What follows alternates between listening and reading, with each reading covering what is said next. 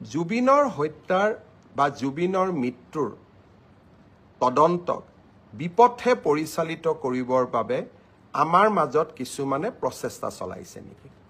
জুবিনৰ মৃত্যুৰ সুযোগ লৈ সিদিনাখন গুৱাহাটী মহানগৰীত এক প্ৰকাৰ যি পৰিৱেশ সৃষ্টি কৰি দিয়া হৈছিল, সেই পৰিৱেশৰ আঁৰত কোনবোৰ ব্যক্তি আছিল?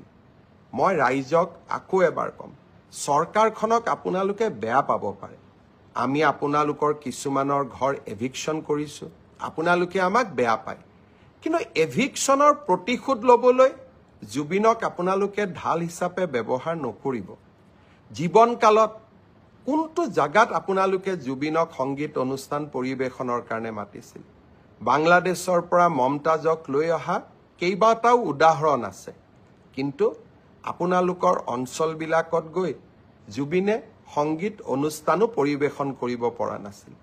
জুবিনৰ মৃত্যুৰ পিছত আপোনালোকে কেনেকৈ জুবিনৰ অনুৰাগী হৈ পৰিলে?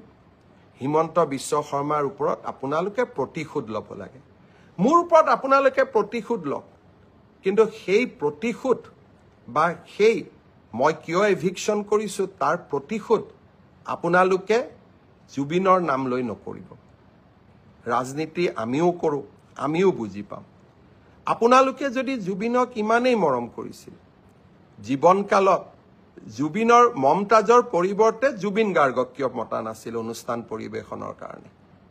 আৰু 2020 চনত 13 তাৰিখে যেতিয়া জুবিনৰ ওপৰত আক্ৰমণ হৈছিল, তেতিয়াতো আপোনালোকে ফেচবুকত লিখা নাছিলে।